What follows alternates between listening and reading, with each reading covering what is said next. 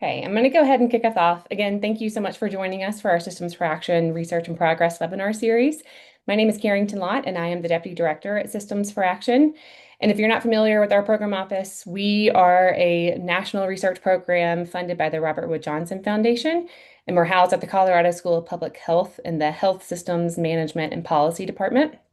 Um, One of the main activities that we do at Systems for Action is to develop and release annual funding opportunities that research teams can apply to with their own innovative system alignment mechanisms and interventions that they want to study that align the medical, public health, and social service systems.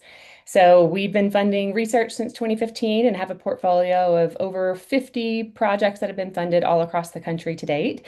And this is a research in progress webinar series where we typically ask our grantees to come and present sort of in real time, like in a rapid process, what they're learning about their research along the way. And so they present multiple times throughout their projects. Today is a special presentation. It is through our System Alignment Innovation Hub, which was developed about 3 years ago.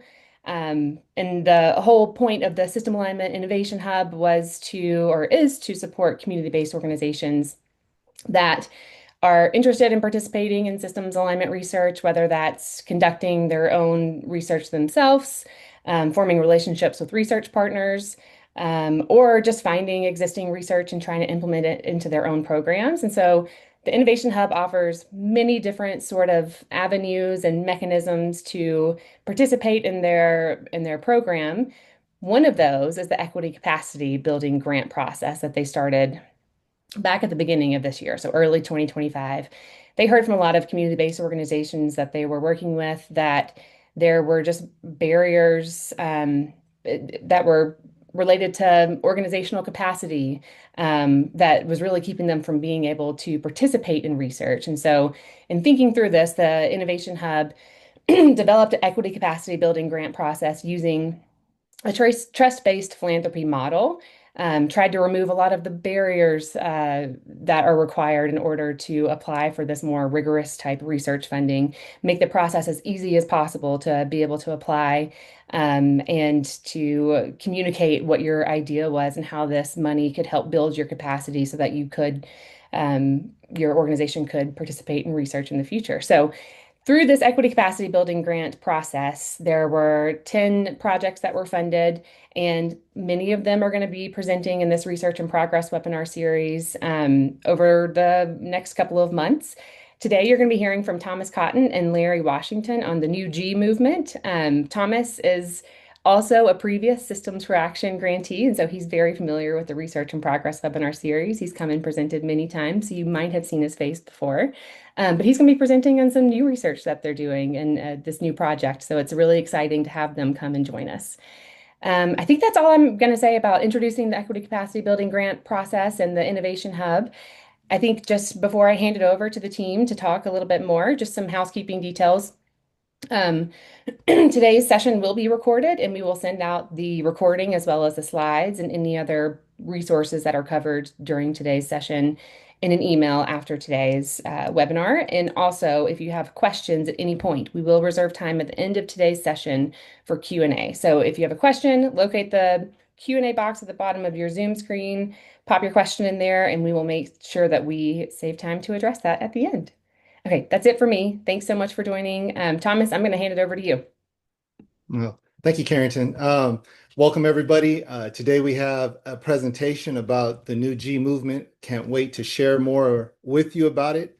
First, I want to say thank you for the Systems Alignment Innovation Hub, the Systems for Action team, and the Robert Wood Johnson Foundation for believing in the community that we can get work done. Without the process that we went through, getting this movement off the ground would have been a lot harder. But they see the vision, they understand the vision, and they have the belief and faith that we can accomplish what we set out to do. As Carrington mentioned, I have been a part of the Robert Wood Johnson family for a few years now, and done a lot of different research projects. And this one is near and dear to my heart, and you'll see why as we go through it. Again, my name's Thomas Cotton. I'm the initiator of the New G movement. I'm also the founder and chief redemption officer of Redemption and Advancement Alliance. And I will share a lot more about who I am through this process. And I have joining me today to give commentary Dr. Larry Washington. He's a vital part of the New G movement also. He has an amazing background, an amazing story, and he'll share a little bit more about his work and what he does during his commentary time. As Carrington mentioned, if you have any questions, please put it in the chat and we will be able to answer those questions hopefully at the end of toward the end of this session. So we're just going to go through the work that we do with the New G movement and have a little commentary and hopefully have some questions. So our goal with this New G movement, if you don't understand what G is, from neighborhoods across the country, a G is a gangster. So you've probably heard the term OG, like the original gangster. So the new G movement is about this new mindset that we have. It's to redevelop gangs to improve leadership and restore communities and redefine the power by transforming how society understands and engages with gangs. And so we're going to talk about the redevelopment of gangs, not the dismantling of gangs, to be the leadership that restores communities. And I know that kind of sounds different because a lot of times the way people approach gangs and gang intervention is to either dismantle them or pull people out of their gangs. And the issue with pulling people out of their gangs is it creates this vacuum, this trauma, so to speak, because what you're doing is you're saying you have to leave your family in order to correct your life, the people who you've been with, the people who have fed you, the people who are willing to die for you. You need to leave them and come over here and trust us. But the reality is we need to create a trust-based system so that transformation and community restoration can happen. So I'm just going to share a little bit today about the gaps in the existing gang intervention systems, why they fail, and I'm going to introduce to you this compassionate, trustworthy approach that examines the creation of new options for the redevelopment of gangs. And so we'll go through this today, and I'm looking forward to it. This is not a shameless plug. Maybe it is, but if you want to know more about the New G movement, the New G mentality outlines a philosophy for reframing the gang mindset and redeveloping the infrastructure. Um, this movement and mentality go together because gangs have a network of lived experience, and there's a way that gangs think and the way our society thinks about gangs, and both of those mindsets need to change if we're going to promote health equity. So we have to be able to bring networks together to collaborate and produce evidence that transform the understanding of what public safety is, family well-being, economic health, and really look at the strong interconnection of redeveloping gangs. And so the new G mentality is how you invest in development and not demise, and how we get people to come on board and businesses and community and health sectors and social services and criminal legal system and different other things to come on board to support and provide the resources necessary to develop these gangs or redevelop these gangs to be at the center of the transformation. And so when we look at what we see here, the social stratification and exclusion, when we think about social stratification and exclusion, we see the systems at work. And this means basically the society ranks categories of people in hierarchies based on factors like wealth, income, education, and power. And so the system's doing what the system does because it results in unequal distribution of resources, rights, and privileges, where higher ranks have more resources than lower ranks. And so we can see this when the distribution of property tax in some states. We can see this in many different layers around the economy where certain banks or grocery stores or any business does not want to go into a certain community because there's so much crime. There's so many different things that that go on in these communities that it doesn't seem like a good business opportunity for them. And so they will not go into these communities. But it doesn't change the fact that that also, you know, plays a part in all that we're looking at. So the layers in social stratification are also often based on social or biological characteristics such as class, race, age, and gender. And so when we start thinking about this, the lower level, their voice is not heard as much as those on the higher level. So even if we can rally together and we can start to make sense with what's necessary and needed for these communities, those with the resources and power can easily sway by the money they give or how they are able to connect with the people who can make the decisions. And so it's important for us to understand that this is one of the main issues. The consequence of this is those who are further from the centers of power are stigmatized. They're politicized, marginalized, any eyes that you want to look at. And so they are really shunned into an alternative system of belonging or survival. And as you see, those furthest from power, they have the challenges of trying to overcome multiple barriers just to get the same simplistic resources as those on the other side of the track, so to speak. So when we start thinking about alternative systems of survival, we got to really start looking at what are our alternative systems within our community that can help overcome these challenges and true barriers that we have plenty of research around, barriers that you can just drive around any community and see it, any underserved community. Those communities that you look at and you're saying, yeah, I don't want to drive through that community. Go drive through that community and take a look, and you'll see. Um, but one of the things we're missing is that we're missing because of these issues, the leadership and the identity and the type of protection that's within these communities. So we have to start looking at things a little bit different. So when we start looking at systems and I talk about leadership and structure and the different things that are in this community, it's all around gangs. Gangs arise in this space because they're like a parallel system. And we kind of miss that because the language that we have around gangs, and rightfully so sometimes, is they're violent and that they're no good, they're thugs, they're this. And so we have these biases that have been taught to us for years. But we don't realize that within these marginalized rungs, they have a sense of belonging. They have a family structure. They are connected in a way that develops identity, that develops protection, loyalty, and so many other things. And there's not many systems that you can look at in this society, in our society, and see that people are willing to die for the person that's right next to them.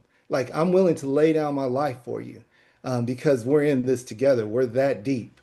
And so when we start looking at that, we can't look at that, continue to look at it as just a negative.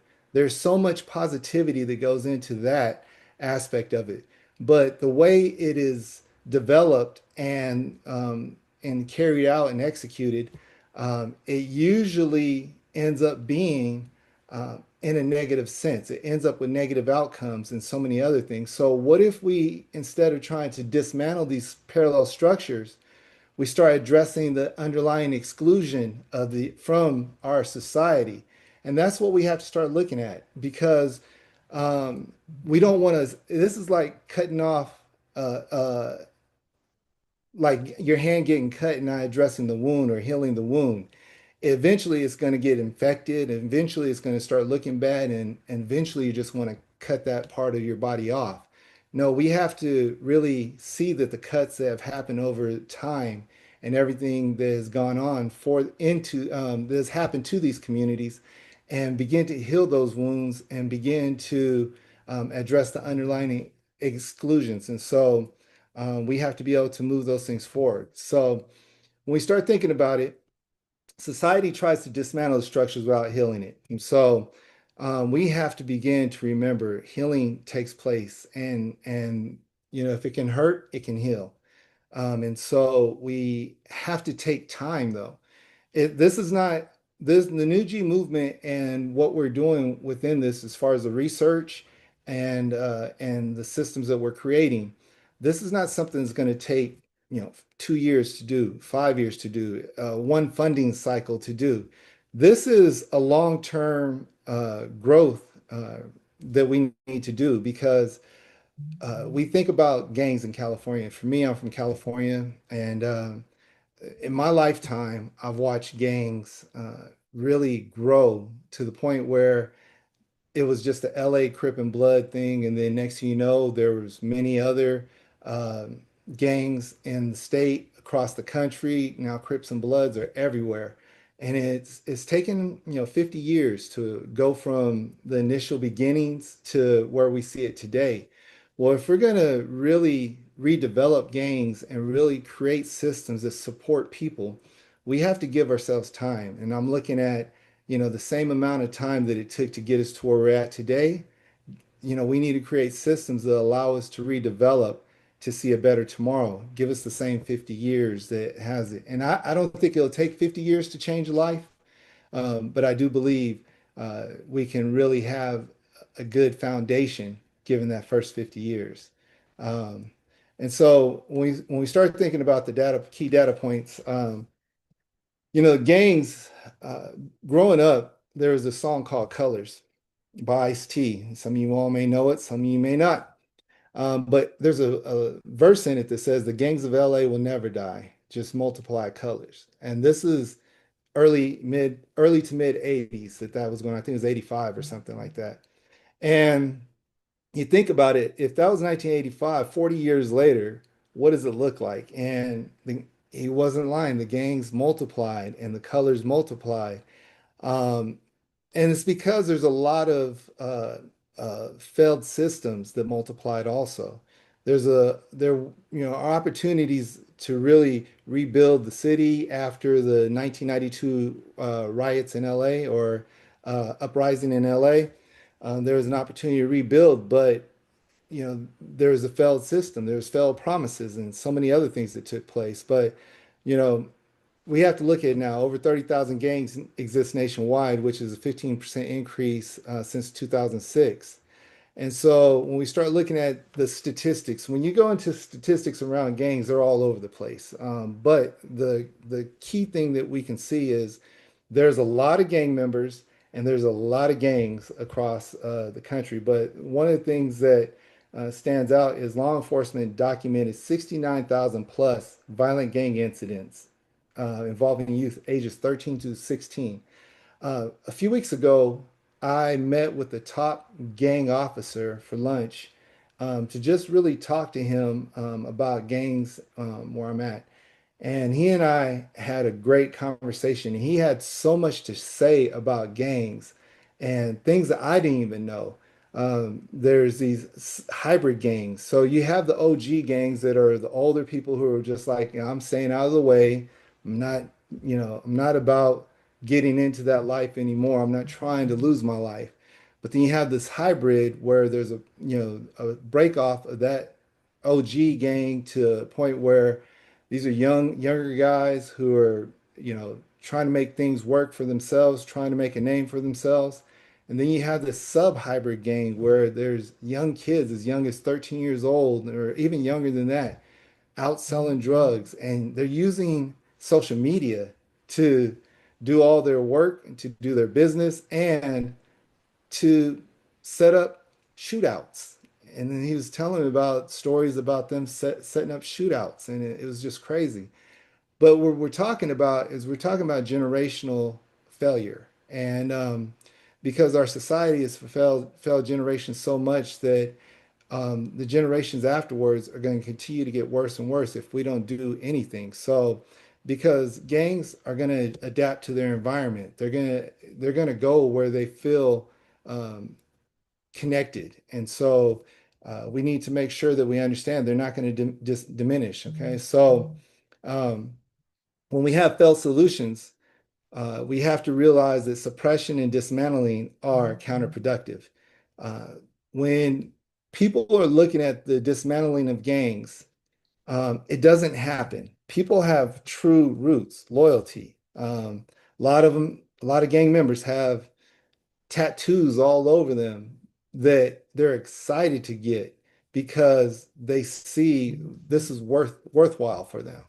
They're able to wake up every day and be excited about being in gangs. They talk about the gangs with an affinity that most people don't talk about their work about in the same way. And so when we start thinking about reinforce the reinforcement of the regeneration structure, we have to start looking at the everything's counterproductive because this reinforcement uh, makes people want to do it harder. If you're fighting against me, I want to go harder. I'm going to stay in the game. I'm going to do everything I can to buck against the system, so to speak.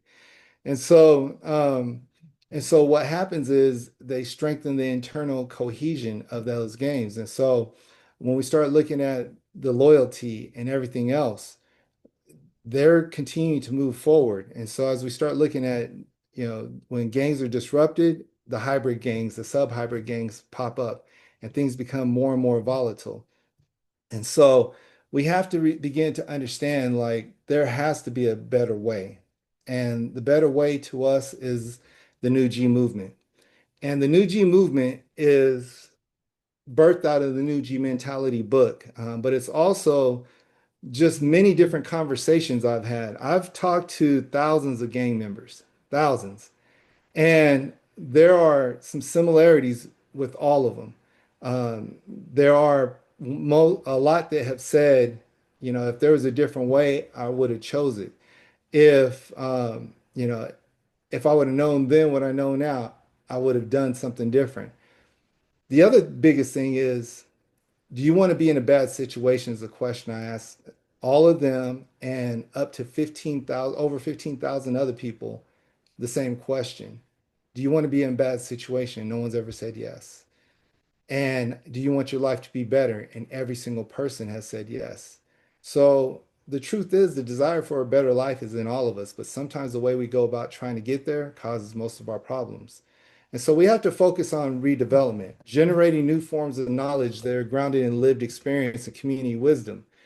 The challenge is our research doesn't show the facts I just shared with you that every single person, 100% of the people want their life to be better. And 100% of the people don't want to be in a bad situation. But when it comes to trying to survive, to eat, to continue to move forward in life, to just protect yourself, young black men have this in their mind. And if you don't know, people in the community, they're involved with gangs or just in underserved communities. Black men don't think they're going to live past 21. So there's this desperation that's created. And I don't know how that became a thing from California all the way to the East Coast, because that's the way I used to think back before I was 21. But now we have a whole new generation of people who still feel the same way.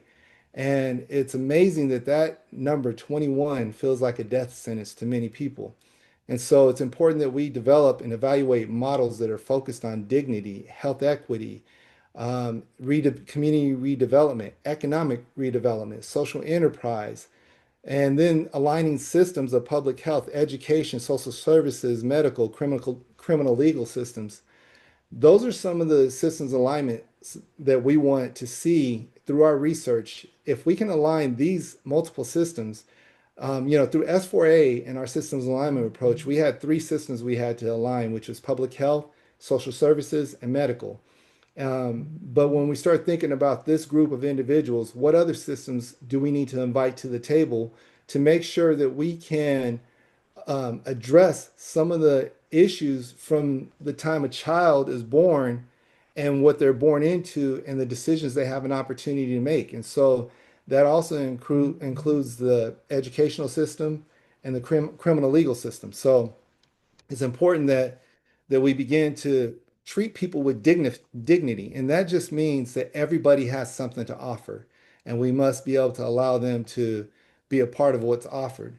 And so here's our systems alignment approach of the what we're doing with the new G movement. Now, the new G movement is the hub.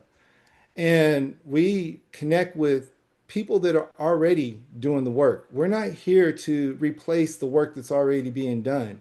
What we're here to do is create systems around that, to really create new perspective around uh, gangs, because gang intervention has been around a long time. And I'm grateful for all those who have been a part of gang intervention because they really care about the lives that are out there. But we cannot continue to look at gang intervention the same way. We have to look at it from a different perspective because obviously it doesn't work. It's still allowing gangs to thrive and grow.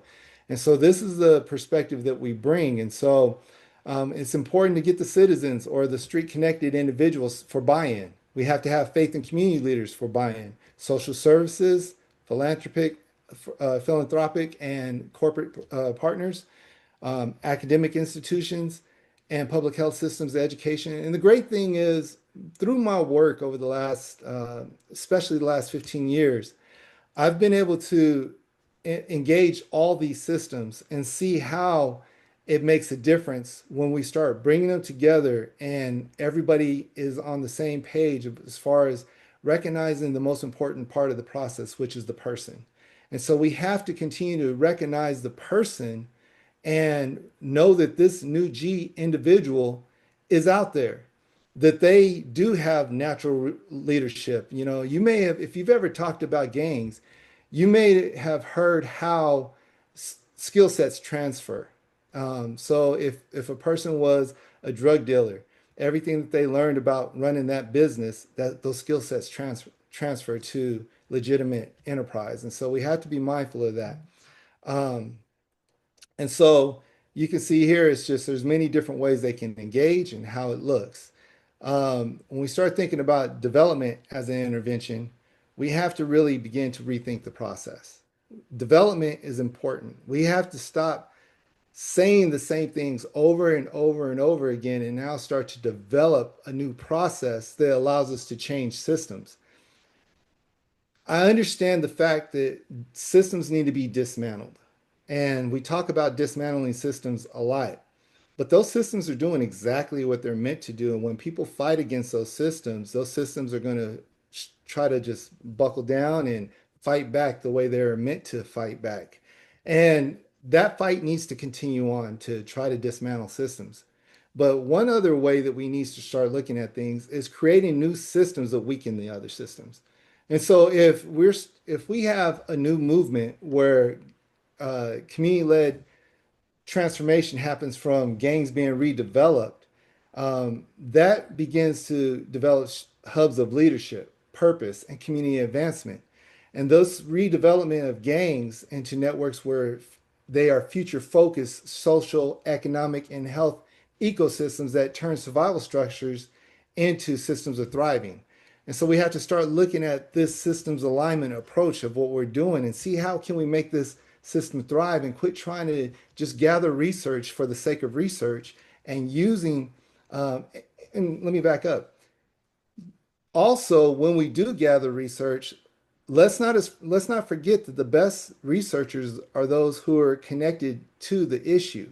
We have to start including and elevating the voice of those who are impacted in these systems. So it's just not about gaining research. It's about creating relationship with those who can really speak into the situation. And when you have relationship and you're gathering research from these individuals, you really want to do something about the problem. So you're not just going to gather the research and extract the research for the sake of policy or the sake of publishing or things like that. You're going to extract this research for the sake of development and care for the people that you've developed a relationship with. And so it's important to do that. But one other thing that we need to continue to look at and be mindful of is each one teach 100. There's a saying growing up that each one teach one. And although that it was a great saying growing up, each one teach one, like you have a responsibility as you learn and grow that you must grab someone else and teach that person. And I want to flip that on its head because we need exponential growth. We need each one to teach 100. We need each person whose life has transformed and they've been given an opportunity to intentionally reach out to 100 people and teach them the same principles and help them to understand what it means to teach 100 also. And even if we get 5 out of the 100, there's still an exponential growth that's taking place because we're intentional about passing information on, not just holding it to ourselves. This is what whole life development looks like. This is what community growth is going to look like. And it's not just a miracle that it takes place, but it's the intentionality that we connect people, purpose, and systems to transform not just one person, but 101 people at a time. And so we're looking at that model in a way that we're doing it. And some of the key things that we'll look at, and I'm going to breeze through this really quick. Again, you can find this in the New G Mentality book. But this is what we're looking at. We work with a person and help them develop. We create systems and opportunity through our New G Academy hubs to help develop them and gain access to the current system. And then we align systems that foster the support around the social determinants of health. And then we have community-led projects that train, employ, and empower these local leaders. And we provide the research around how this really transforms communities that can be replicated across our country. I'm going to show a quick video. I just saw this video for the first time about 6 days ago. And there's a video on Netflix called, is it Netflix or Hulu? One of those, Crips and Bloods Made in America. I didn't even know they show stuff like this on Netflix. I was just going through one day and it popped up. So I was like, let me check this out. But there are some things that I've heard all across the country and in many different areas that were just said on this. And so I want you to hear it from the horse's mouth, so to speak. I go to get a job. I'm working for Xerox, and I lied on the application, and they found out I was on parole, and I lost my job. I used to be jealous of my wife going to work every day. This is my wife, a woman that stood by me, grew up with me, been with me ever since we was kids. And she would go out the house and go to work, and I would be mad at her because she could go to work and I couldn't go. I would be mad because she's paying the bills and I couldn't pay the bills. Man, I feel like, man, we over here, man, we locked in a box, man. No matter what we do, we get a record, you're not getting nothing. I just got the pen. They don't hire me because I'm a parolee. So what I'm gonna do? Just sit out here and be broke? Stop it. Either I'm gonna sell some weed, some dope, some crystal, some heroin, I'm finna rob. To make ends meet. That's the bottom line. I'm not finna see my nephew, my son, my mama, or nobody starve because these motherfuckers won't give me no job, so I gotta do what I know how to do. There's never no cycle to get us out of this. There's just a cycle to get us back into it. Your reward for gangbanging is to be crippled, lamed for life. Your greatest reward is life plus 40 years. Your ultimate reward for gangbanging is death.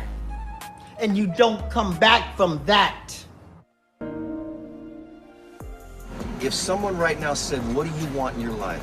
I'll give you anything you want. What would it be? Man, one thing, just one thing, freedom. My wish would be for Crips and Bloods to realize that everybody else is against us. And if we don't come together, it's gonna be over for us. So if the resources were here, you're saying these kids wouldn't choose gang? No, man. No, man. You choose that because it's no hope. You in no man's land. It's no hope. People taking choices of going to college and like that's like making a choice. Here you ain't making no choice. There's no choice. It's like you waiting for somebody to come save you, man, and you just ain't gonna never get saved, man. I did the gangbanging, the stomping out the sets, the getting shot, the drive-bys, the getting shot in drive-bys, to going to jail, to all that, right?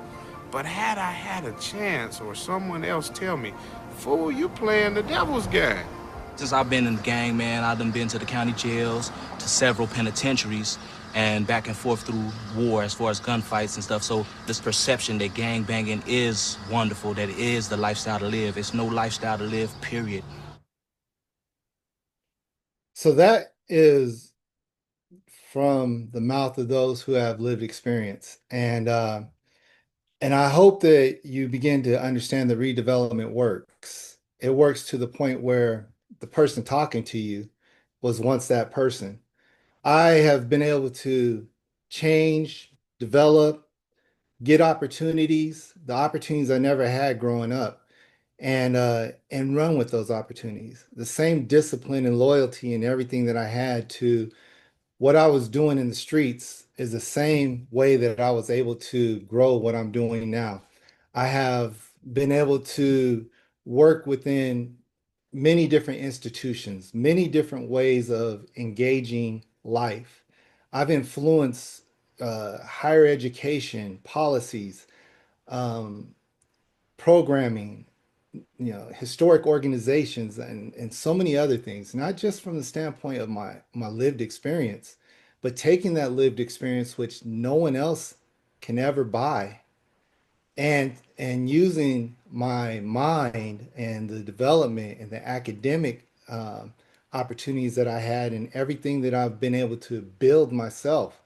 Um, and grow and thrive. I had to learn and rethink life in a way that moved everything forward because what we function off in the New G movement is the understanding that transformation is not achieved through dismantling existing systems, but redeveloping the people and processes within them.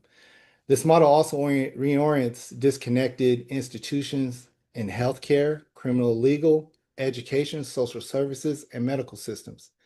I've been able to speak into every single one of those systems and help it elevate, help it rise. Because true system change does not begin with programs or policies, it begins with people.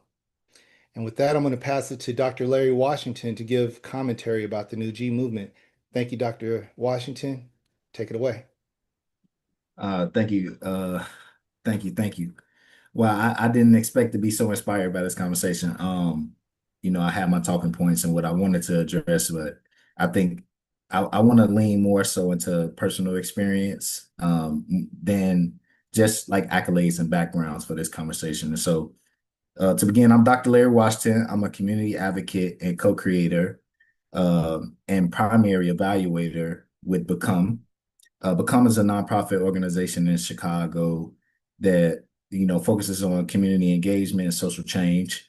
And so most of our work centers on helping communities and organizations reimagine what transformation looks like, especially when it comes to people and places that have been historically misunderstood, marginalized, or just written off, right? And so it Become, we approach evaluation not as a judgment, but more of a process of learning, healing, restoration, actualization,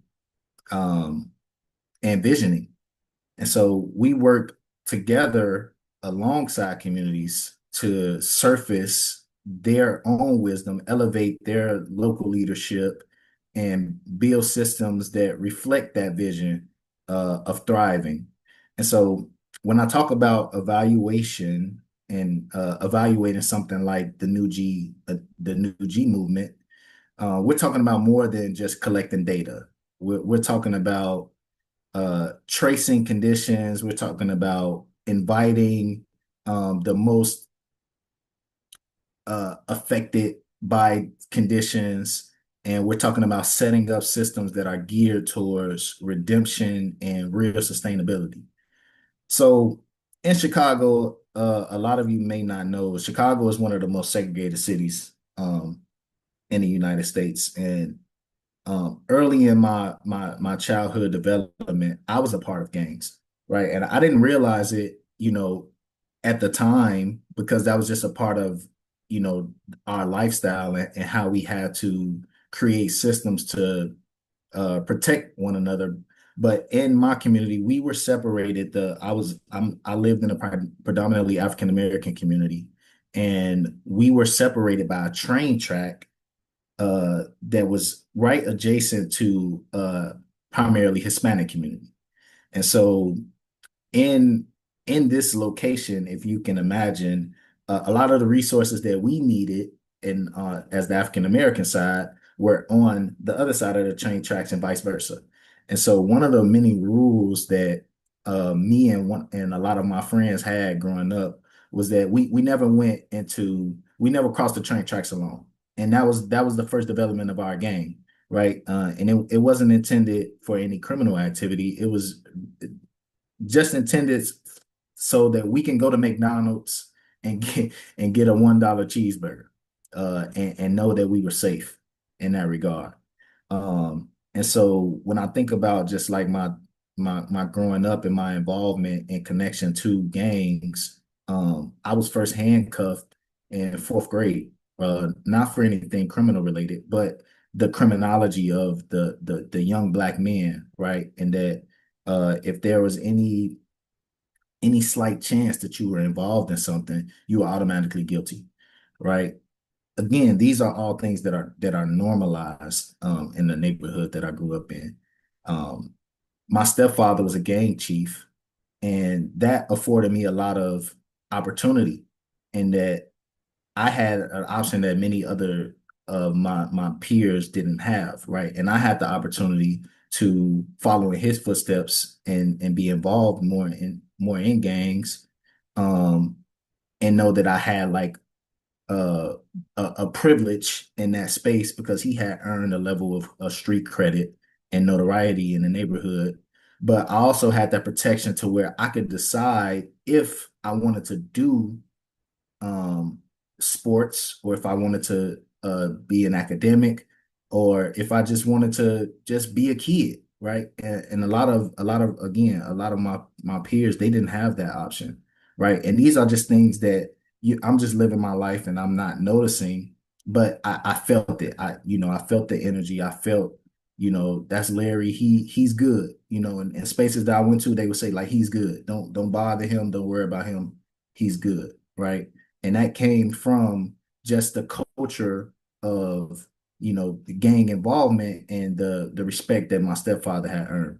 Well, my stepfather was incarcerated in 2003, and he's not scheduled to get out until 2049.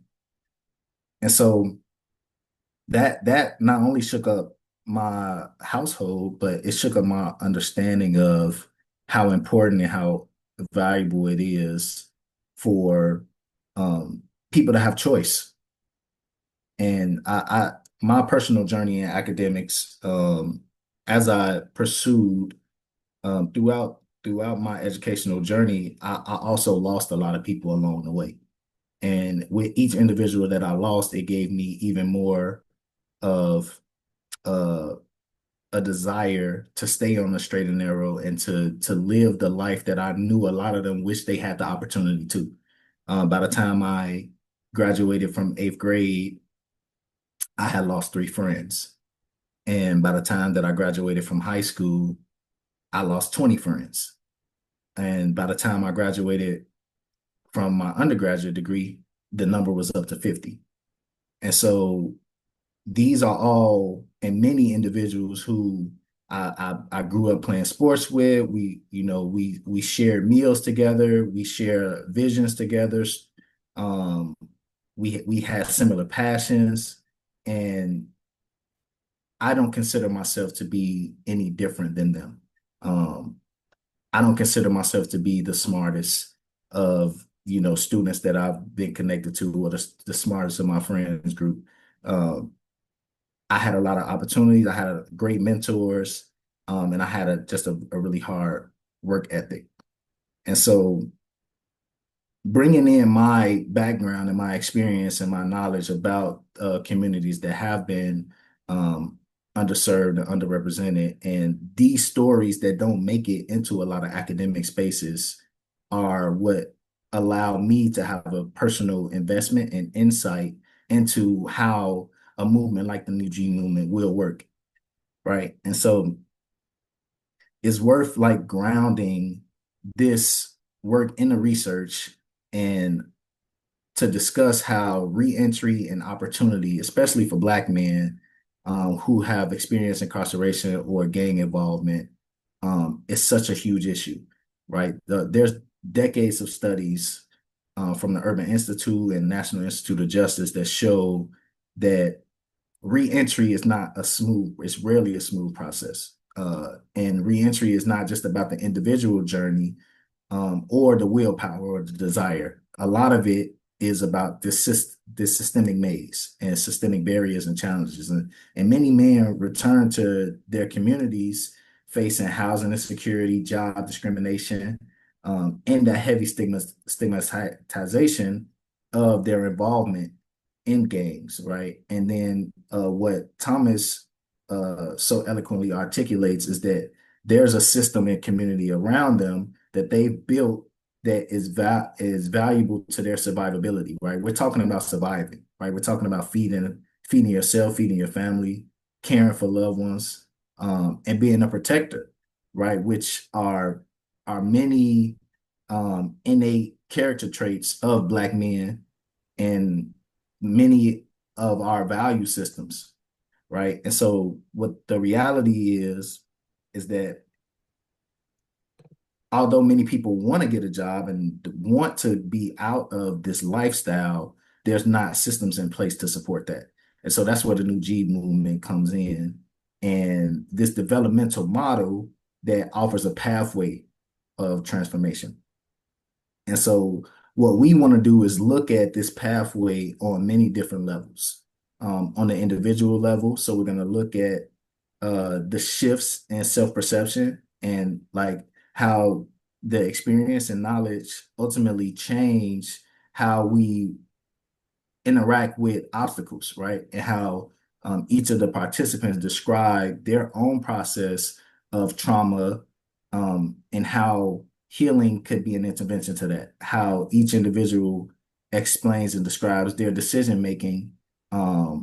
But also we really want to uphold and uplift that hope for the future, which a lot of individuals who have been placed into the system have been stripped away from, right?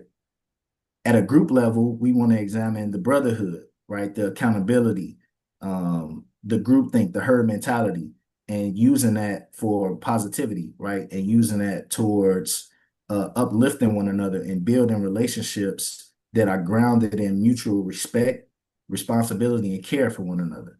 And as they begin to redefine who they are and redefine leadership and redefine community and what it looks like to have your brother's back and what it looks like to be willing to die for someone, we want to look at that core and use that in a way to build up systems that they can have each other's back to keep each other from going back to a lifestyle that has been harmful for them, right? But not only looking at it in a way to which we're not shunning what they have experienced, but looking at opportunities to gather around transformation as a group.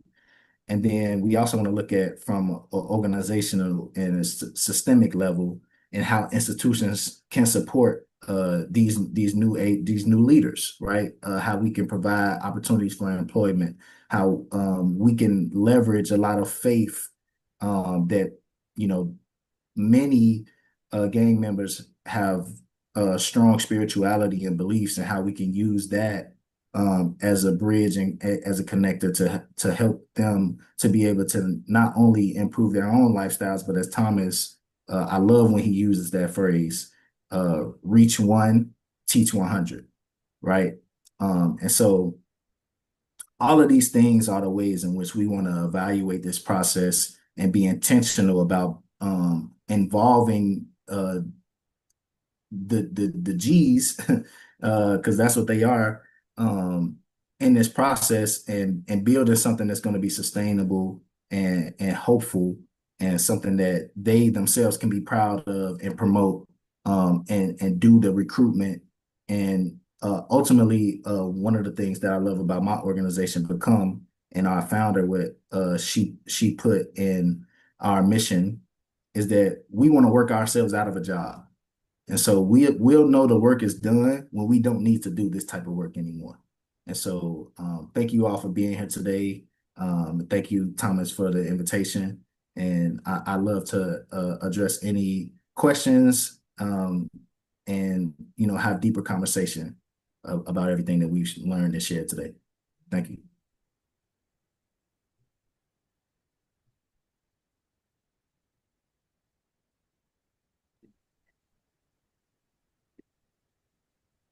Thank you both so much for that presentation and for talking about your work. I think it's really important.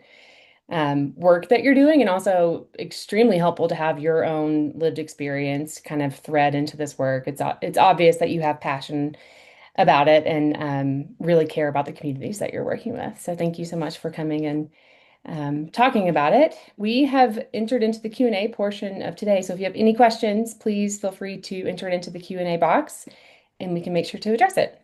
And before moving on to some of the questions that I've seen come in, I want to say what stood out to me really in the video that you shared, Thomas, was a young man said, "You choose that life because there is no hope." And to me, there's so much meaning wrapped up in that because it's failures of systems for so long that have created this sense of hopelessness and created a world in which these are the choices that these young men have, and how systems have failed them, but also how like that narrative becomes like young Black men choosing this life and not really seeing the big picture, and then how people internalize that. Like there's just a lot wrapped up in that one statement that that young man shared, and that really stuck with me. Okay, moving into the first question that I see from Ann Carter. They launched a group violence intervention in 2019 in Cedar Rapids, Iowa. They continue to use the strategy as a partnership between human services, public health, and law enforcement. And I see that there are additional comments from Ann. They often hear that we often hear we have groups in CR versus gangs, and I'm curious about what distinction you would make between the two labels. What is CR? Let's see.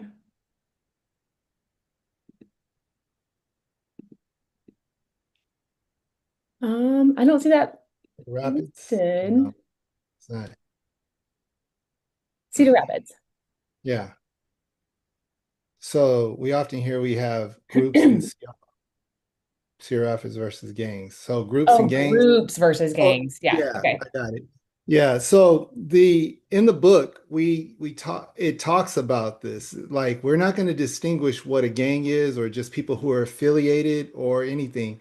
If it can be if the structure, the system, the criminal legal system can look at it and identify it as a gang, that's the one that's going to determine whether it's a group or a gang.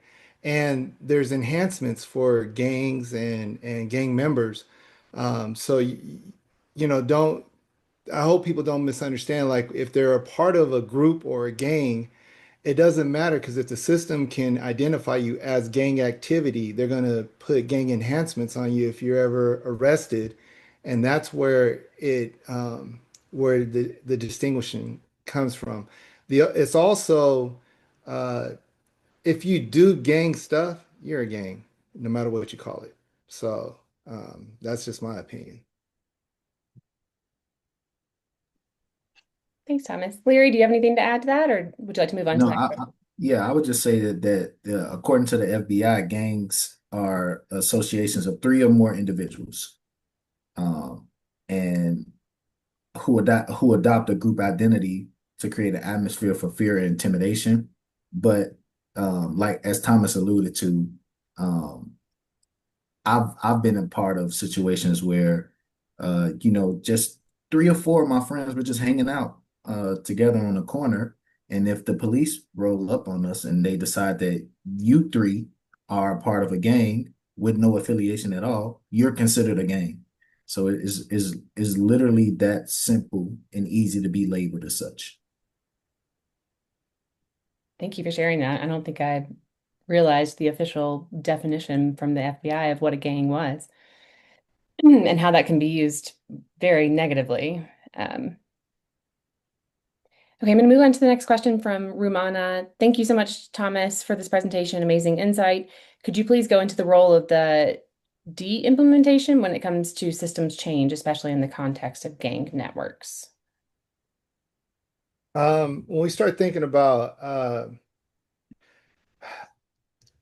and so I'm thinking that you're talking about reducing like the ineffective and harmful practices of what goes on. So when it comes to systems change, um, and it's one of those things where I don't know if it has a role. And I just think it's a way of we don't intentionally look at de-implementation. We look at the implementation of new systems to change the old systems. And so if I'm answering correctly, I think in the context of gang networks, it's really how we develop the gangs and create new research and a new mindset around that that really strengthens the new systems and strengthens the opportunities that gang members have within their communities so they can make choices. Growing up, everyone, I was told, go to college, get a good job, live a good life. But no one ever taught me how to get into college.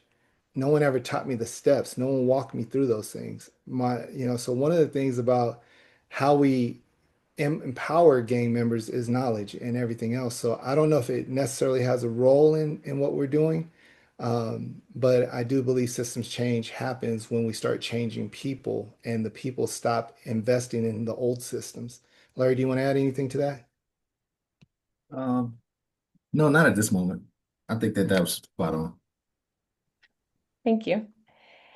The next question is about what makes a hybrid G hybrid. What are the two or more parts to that is the hybrid? Yeah. So, I was introduced to the hybrid, like I said, a couple weeks ago. But what makes a hybrid is we have OGs, we have the way traditional gang structures are. And then you have those who break away where there's no true rules to the gang. And there's just we are in this, it's kind of like our world if you're born in, let's say 2000 or let's say you're a teenager in the year 2000, you're in a hybrid world where, there's pre-technology and then post-technology. And that's the way gangs are functioning now is the way the world was before and the way that they have access to new things, new drugs, new types of guns, new ways of thinking. And then when you go the sub-hybrid group, which is the younger, so it's literally broken apart by age. They overlap. And so if you look at the sub-hybrid group, you were talking 11 to 17. And if we're looking at the hybrid groups, we're talking 16 to 30. And if you're talking about the OG group, you're looking at 28 and above. And so there's this overlapping of different groups, and it's just the mentality of the way they engage. Thank you, Thomas. I think that was very informative. I know we have 2 more minutes left. I think we can ask one more question, and the ones that we don't get to, perhaps we could share with you, Thomas and Larry, after today's session and see if we can get some written responses and share those in our follow-up communications. But the last question I'm going to ask for today is, do you work with community leaders and partners to do this work? The examples provided in this specific question are politicians, executive directors, other organizations. And if you do work with the community leaders, could you tell us a little bit about how? Okay, so I'm going to let Larry talk about the politicians and everything, but I want to add one piece that was not added to the presentation because I didn't know if I had time to talk about it. We work with the Circle of Experts, and the Circle of Experts are leading and moving this movement forward. Larry is a part of the Circle of Experts because his expertise in the space of going from being a part of a gang culture to PhD, he's a part of that. But we also have individuals who have served 22 years in prison, 26 years in prison, 27 years in prison, and we have space for 2 others that can be a part of this. So we have 5 people in our Circle of Experts called the Commission, and we're the leaders of this movement. I'm the initiator of the movement, but now it's been empowered by 4 other leaders and 2 other leaders who are going to come on eventually to help guide this, because when we talk about community leadership, it starts with those who are nearest to the solution, those who've been impacted by the process. And Larry, do you want to talk a little bit about how we engage politicians and some of the work you've done with engaging politicians? Yeah, so about a month ago, I actually met with the City of Chicago's mayor deputy to discuss this program in the New G movement. And our conversation was about evaluation and reentry. But to make a long story short, we are bringing this movement to political spaces. We are looking for opportunity to partner with not only local government, but also with organizations who have been doing this work for years and years now.